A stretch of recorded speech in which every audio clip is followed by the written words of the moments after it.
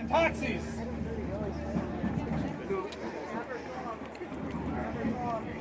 Scabbards off.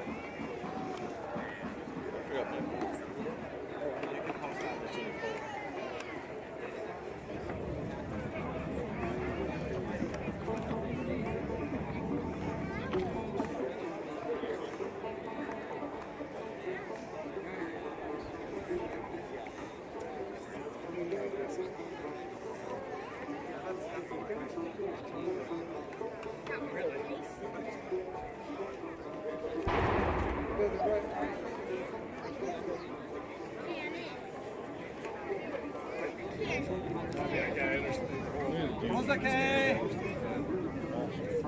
Hatathais. Hello, ladies and gentlemen. We are the Greek phalanx. Thank you for coming out today.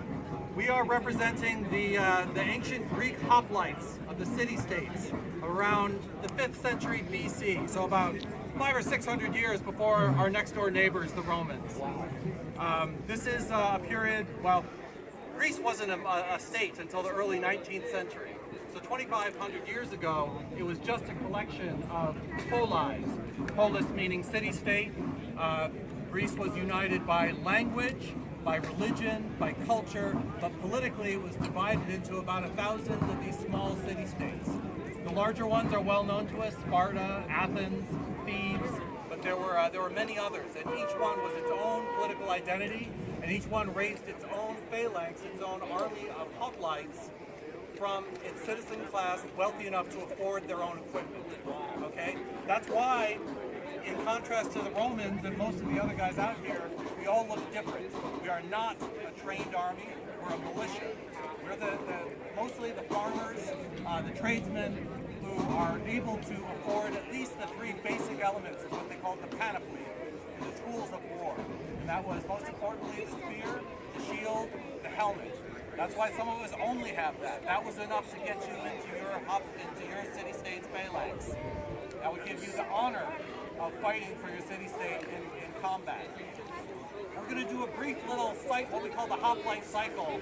It's going to take you through some of the major sort of steps in the life cycle of a hoplite.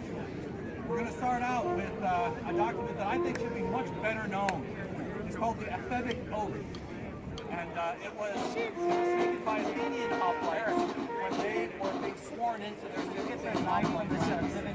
So imagine a bunch of 18-year-olds who completed some basic training, nothing very military, but basically being inducted into full citizenship of their city-state.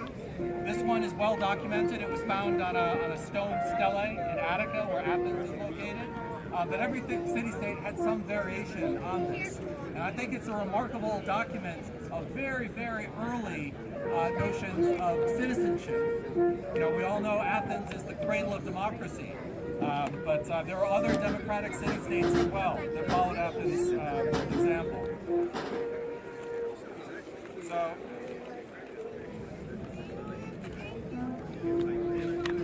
I'm going to read this out, and if you imagine that instead of the seasoned veterans you see before you, this is the incoming class. This will be done once a year. A bunch of 18-year-old kids taking their place as full adults in their city's phalanx.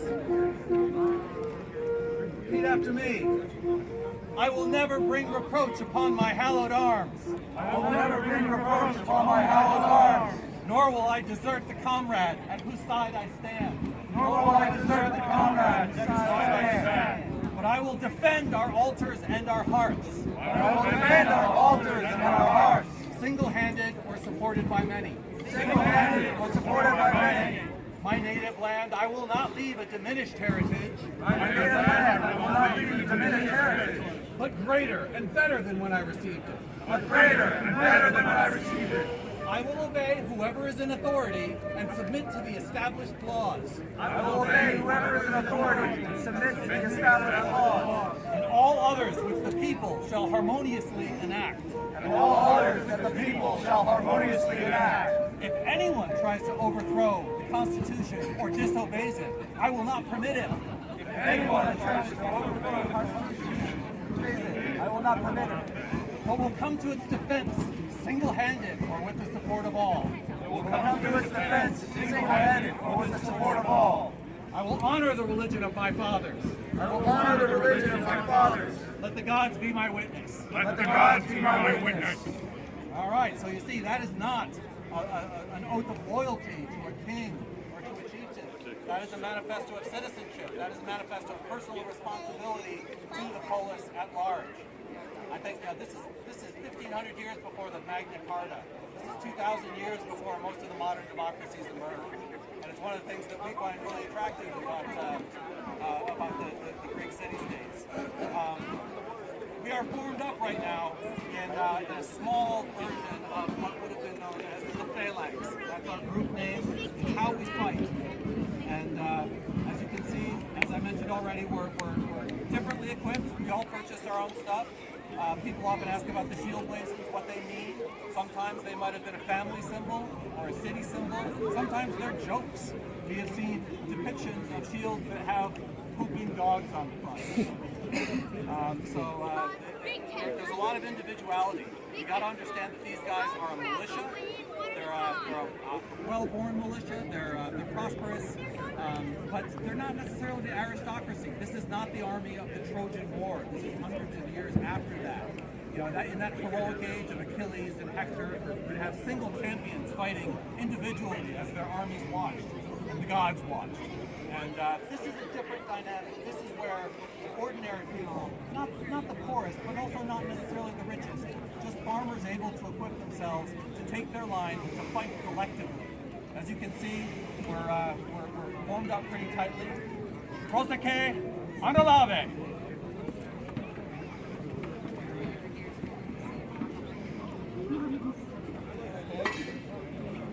Close your shield and lower your spears, slowly and carefully. But you know you're doing your javelins, baby.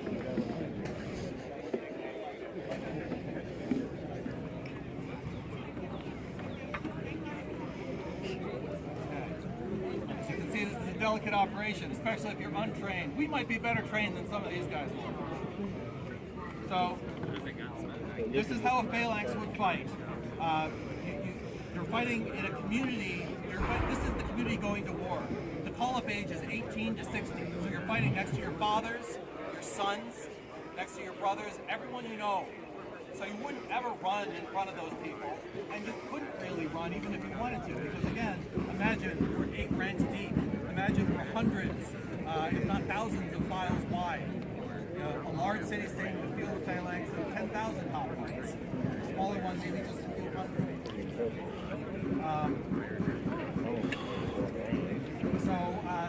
You're formed up for, as we would be, for battle. Battle mostly happened between neighboring city-states in the early part of the era that we're depicting. So these would be small wars fought with the neighbor over maybe a land dispute. There's some farmland you're fighting over. Maybe it's a matter of honor. Remember, the Trojan War started over a stolen wife. So they're not really looking for major occasions. They're looking for minor opportunities to field an army to fight. Now, these are not wars of conquest. These are wars of contest. They're trying to see who can hold that field of battle in one day. Warfare in this great world is battle. Battle is one day, probably just a few minutes. Now, you'd be formed up in a phalanx like this, and then the next step would be that the seer, the mantis, the sort of the priest, if you will, of the city-state will come forward and make an offering to the gods. I'm going to let my colleague here, John, explain what that was for and what it meant.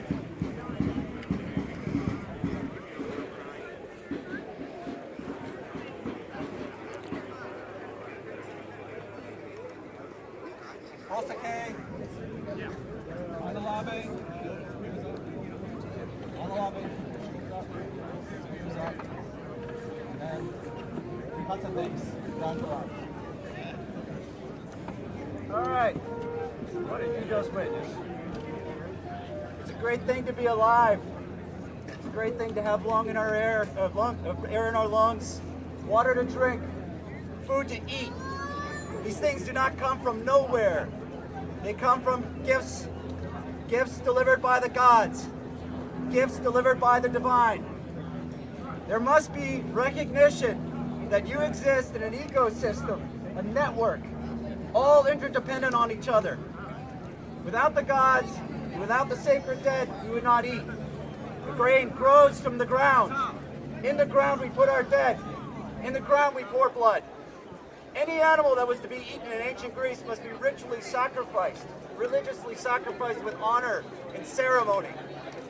Any offering of food or water or prayer was a gift back to the gods, because we cannot just take. We cannot just receive. We must give back. And by giving back, we participate in the reciprocity. That is the natural law, what the Greeks called cosmos. It's where our word cosmo comes from, cosmic, cosmopolitan even, for the Athenians. The idea is that you exist in a larger pattern. The word cosmos means pattern. The Greeks recognized the pattern of life and participated in that in full. Typically, when you would sacrifice an animal, that you can only do so ritually, and that's when you would consume meat. The sacrifice that I have performed is called a spagia. It's a very specific ceremony. It is only performed prior to battle. It is given as a gift to the gods, and depending on how the animal dies, they also might remove its organs. If you come by after we do our demonstration here, we can speak more about that at our display table. They would then inspect those organs for signs. They would look for how the blood poured out. What are they doing? Again, they recognize that the universe exists in fractals. From the microcosmic to the mesocosmic on our level to the macrocosmic. These are all Greek words. The microcosmic is recognizing that in the pattern of the animal itself, the land it is subsisted off of, the land that is provided to you by the gifts of the gods, you can read signs and interpret then the patterns around us on our level, and then the patterns in the greater sphere above us. So this is why we perform the sacrifice, usually done immediately before marching into battle. And if the signs were not good and the gods were not therefore on your favor, they might just march home. They were serious about this. This was not symbolic. This does not represent anything. This is not abstraction. This is pouring blood into the ground for the gods and the dead to drink, so that they can then provide us with their support and in their comfort, their wealth, their bounty, and all the gifts of life. And in this case, victory and success in the battle.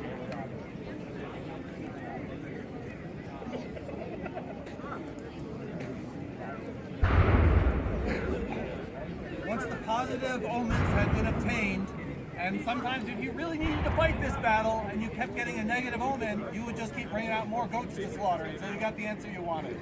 That famously happened at the Battle of Plataea, where the Spartans, under a hail of Persian arrows, just kept having to go through one sheep after the next until they got the answer and carried the day. Okay, once the spagia has been performed, the only thing for it is to start the battle cry, the battle paean, the song that was sung by the hoplites as they marched the final 100 yards or so into combat. This served three purposes. The first was just to give a certain measure, a certain rhythm to the march. Armies have always marched to a certain rhythm, especially with the hoplite phalanx, where the cohesion is everything. It's very important to stay together. A song helps you do that. Secondly, to sing together, to hear your voices as one, is an incredibly inspiring and empowering thing. You want to feel like you're a tiny part of a massive single organism to carry the day. And finally, and most importantly to the Greeks, the paean is itself a prayer to the gods, an appeal for their support to win this battle. But first, the strategos, the leader, and mind you, there aren't many leaders, there aren't many officers in this Greek army. There is a massive scrum of citizen soldiers, and there is one strategos, often democratically elected. Maybe it was his turn that day to be the strategos. He would lead the army into battle after giving a brief speech, which might be something along the lines of this. Brave men, you stand beside your fathers, your sons. Behind you stands your wives, our homes. Before you stands our enemy, who despoils your land and impugns your sacred honor. Drive them before us! Yeah!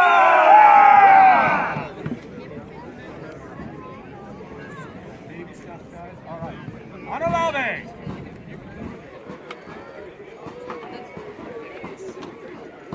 Lower spears.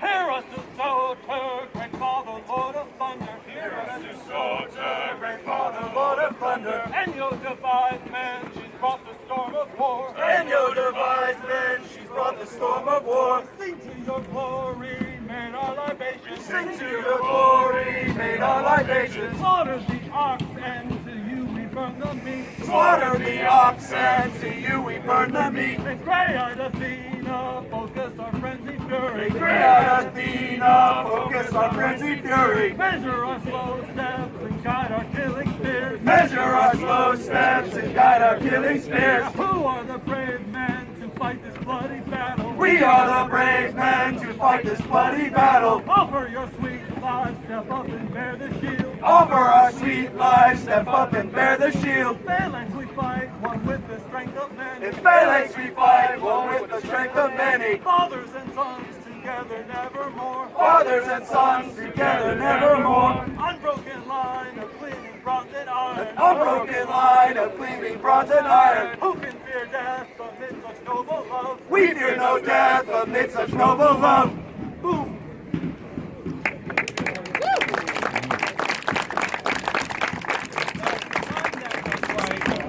We might have gotten the whole pan in before we actually hit each other. So now to simulate the actual battle itself, we're gonna abstract things a bit. We're gonna perform. John and I are gonna perform our Pyrrhic dance. Now I'll explain to you what that is in a second here. All right, guys. You want to just kind of twist around the background, so you can post in a circle in the back, so that's around this on the back half of the circle. You can ground your arms, cut the pace, and stand by.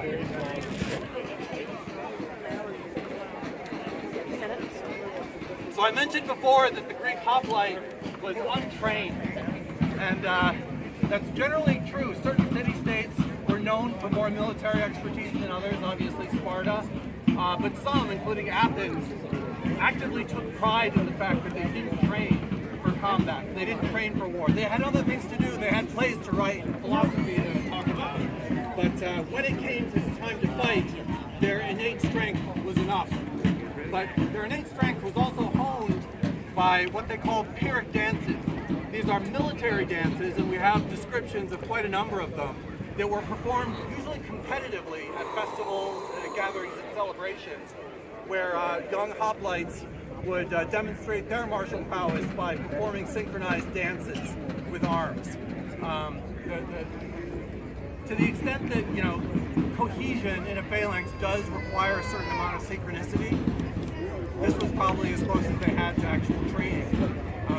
We're going to perform now a Pyrrhic dance that we developed, obviously speculatively. We don't know exactly what these dances look like.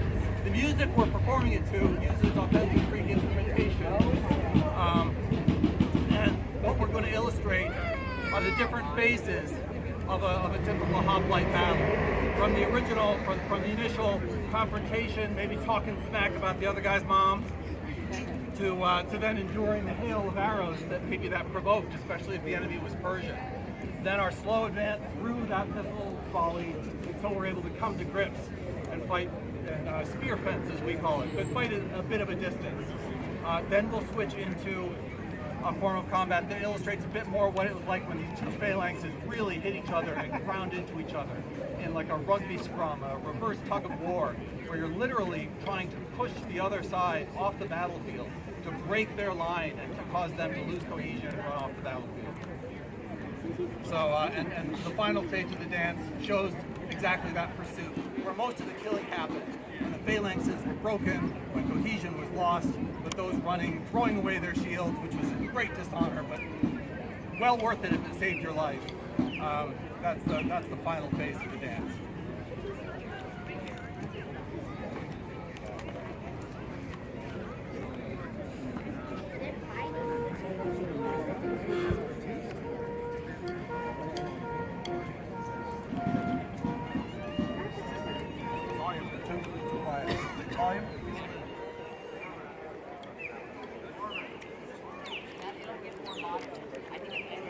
bag off it, Marcus.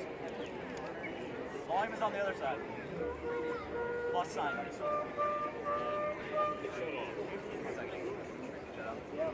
We're not to use this technology. This is new technology to us Greeks. Technology of the barbarians, if you will.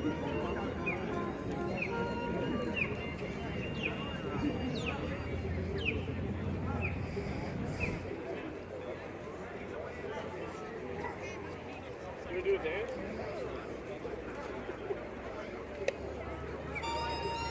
There you go.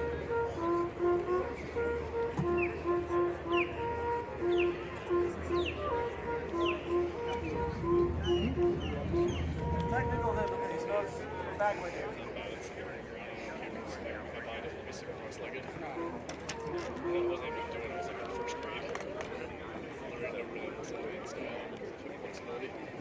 Which apparently is a predictor of early death, so that's good.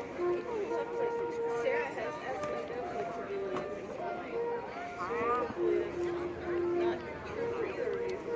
We have improved flexibility in doing yoga and march, but it's still just there's nothing that can be done about it.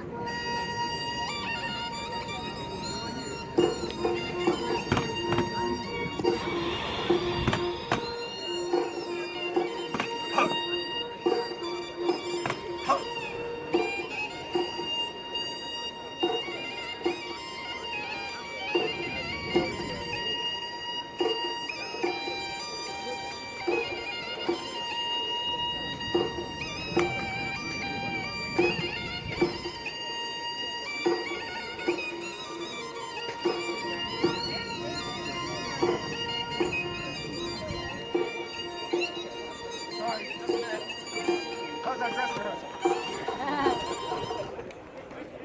We have a weapons malfunction. So, just to finish the thought on the Puritan dancing, there were different styles of dancing depending on which city-state you're. Deliberate movement forward. But again, since we're not trained armies, well, we're also not trained dancers. So, sorry, just a safety issue. Had to train spears. Okay.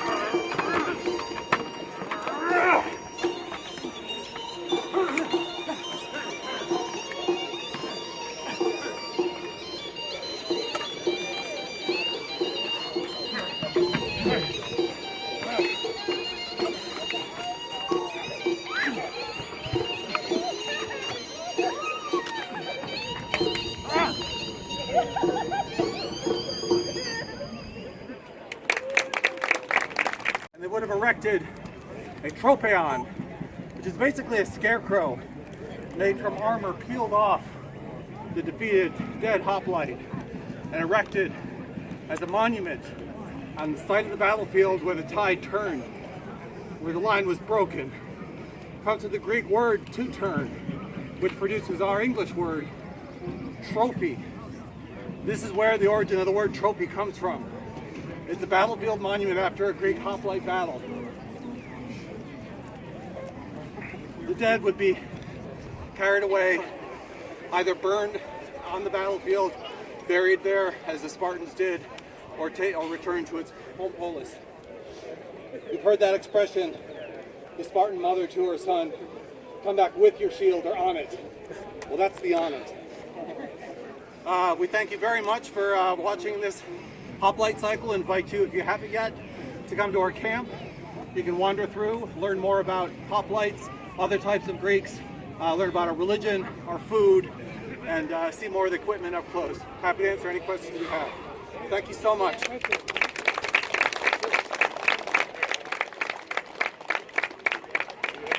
Thank you. Is there a food truck?